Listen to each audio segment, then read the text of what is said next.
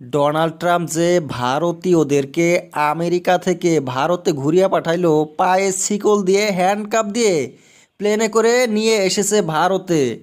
আর একজন ভারতীয় সাংবাদিক ট্রাম্পকে জিজ্ঞাসা করছে এই ভারত বিরোধী কার্যকলাপ নিয়ে, কিন্তু ডোনাল্ড ট্রাম্প বলছে আমি তো তোমার কথা বুঝি না, একটু জোরে বলো। তখন সাংবাদিক একটু জোরে বলল, কিন্তু ট্রাম্প বলছে না চলবে না, তুমি বসো, তোমার কথা আমি বুঝি না, তুমি কেমন ইংলিশ বলো। ডোনাল্ড ট্রাম্প সবার ইংলিশ বুঝে, মোদির ইংলিশ বুঝে, কিন্তু সাংবাদিকের এই ইংলিশটা বুঝলো না। কারণ যে প্রশ্ন সাংবাদিক করেছে এটা ট্রাম্পের পক্ষে জবাব দেওয়া সহজ ছিল না।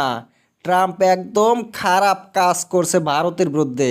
ভারতীয়দেরকে ঘুরিয়ে পাঠাইছে পাঠাক, কিন্তু পায়ে শিকল দেওয়ার হ্যান্ডকাপ পরানোর কি প্রয়োজন ছিল? কোনো দরকার ছিল? একদম না। কত অপমান করেছে ভারতীয়দেরকে। আর মোদি তো কিচ্ছু বলছে না, মোদি কিন্তু আমেরিকা গিয়েছে, এই ব্যাপারে কিচ্ছু বলে নাই। যখন কংগ্রেস সরকার ছিল একবার মীরা শঙ্কর ভারতীয় অ্যাম্বাসেডরকে আমেরিকাতে ফ্রিস্কিং করেছিল সৈন্যরা, তাতে ভারতের যে সরকার একদম ঘৃণা করেছিল, ঘৃণাসূচক মন্তব্য করেছিল যে না এটা ঠিক হয় না। কিন্তু মোদি তেমন কিছু বলছে না। গদি বেরিয়ে আছে না, গদি বেরিয়ে যেমন বলে যে আপনারা যদি ভারতের উন্নতি চান তাহলে মোদি যা করবে চুপচাপ শুনবেন, মোদির বিরুদ্ধে একটা কথা বলবে না। তাই এখন মোদি করছে, মোদি ট্রাম্পের বিরুদ্ধে একটা কথাও বলছে না। মোদি এতদিন বলে আসছিল ডোনাল্ড ট্রাম্প নাকি ওনার বন্ধু, বন্ধুর বিরুদ্ধে কথা বলতে কিসের ভয়?